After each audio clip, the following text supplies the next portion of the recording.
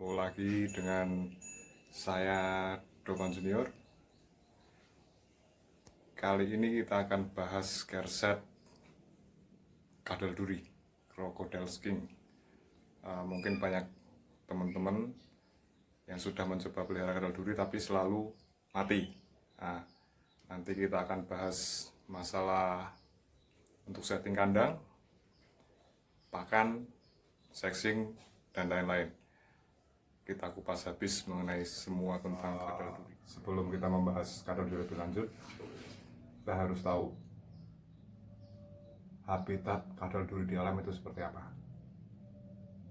Kadal duri ini dia habitatnya di perairan yang jernih. Jadi kalau kita mau pelihara dia, kita harus menyediakan tempat yang full 100% itu air. Untuk substratnya ya, saya sarankan lebih baik menggunakan air, jangan menggunakan kokopit ataupun akar pakis. Saya kurang merekomendasi itu. Nah, saya juga membagi sedikit tips untuk setup kandang yang sangat sederhana namun efektif. Kita cukup menggunakan gap yang biasa kita gunakan untuk pelihara kecil itu. Kita isi air sekitar 1 atau 2 cm. Nah, setelah itu kita kasih batu bata. Tujuan batu bata ini untuk dia kalau misalnya udah bosan di air, dia mau nangkring, dia bisa naik ke batu bata. Nah teman-teman, ini adalah contoh setup kandang yang sangat sederhana untuk keep crocodile skin ini. Bisa dilihat kan, ini cukup simpel. Yang jelas untuk perawatan hewan ini sebenarnya sangat mudah.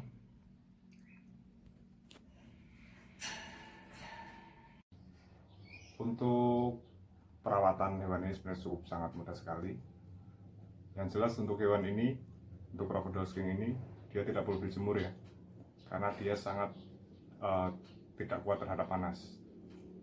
Jadi nggak perlu dijemur, nggak seperti kayak jenis-jenis kadal yang lain yang menyukai panas, karena di habitatnya memang di perairan yang bersih, jadi tidak perlu kita jemur. Untuk masalah pakan, saya merekomendasikan untuk memberi pakan ulat Hongkong.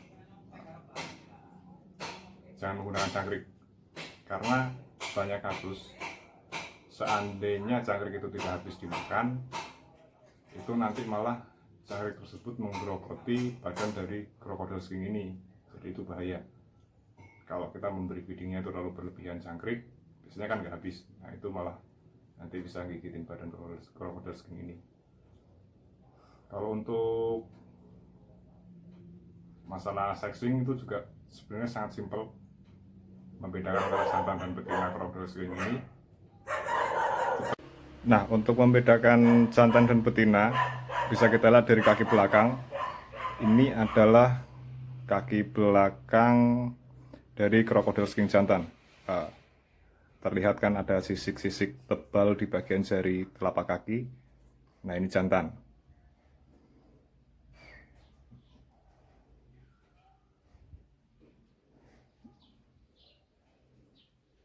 Cukup jelas ya. Untuk ini jantan.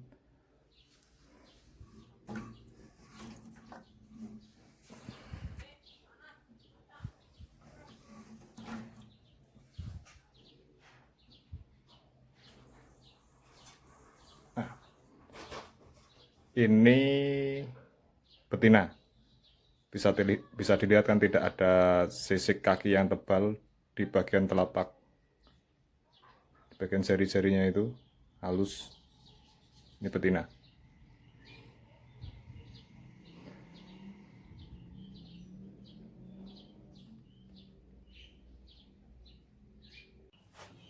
Untuk ukuran maksimal jenis kadal ini tidak terlalu besar, hanya sekitar 20 cm ya kurang lebih. 30 cm. Jadi layaknya jenis kadal pada umumnya, jika terjadi putus pada ekor, ini pasti akan tumbuh. Walaupun tumbuhnya itu tidak sempurna, selalu berbekas. Untuk musim kawin jenis kadal ini tidak ada musim ya, jadi setiap tahun itu selalu bisa bertelur. Rata-rata per clutch itu 1 butir, jarang sekali yang sampai 2 atau 3 butir sekali bertelur, 1 butir. Jadi kalau misalnya teman-teman mau pelihara kadal ini, itu intinya jangan dijemur, dan kandangnya usahakan selalu lembab. Jangan menggunakan substrat moss ataupun yang lain, cukup dengan air. Itu lebih simpel dan presentasi hidup itu lebih besar, karena kadal ini juga sebenarnya sangat gampang stres, tapi cukup mudah untuk dipelihara kalau kita sudah kalau kita sudah mengerti tentang kerset dari kadal ini. Ini sebenarnya cukup mudah dipelihara.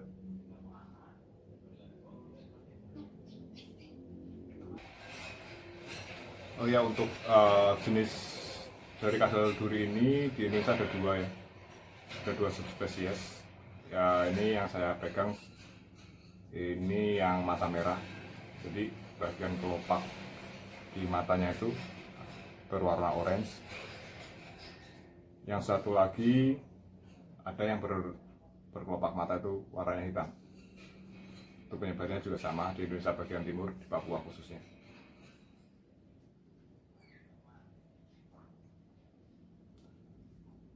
Demikian untuk penjelasan dari kerset untuk pemeliharaan kadal duri ini. Saya rasa cukup jelas, dan jenis kadal yang sangat indah tentunya. Jadi sebelum teman-teman pelihara ini, sebaiknya teman-teman cari tahu dulu tentang cara perawatan kadal jenis ini. Terima kasih, jangan lupa subscribe dan like-nya.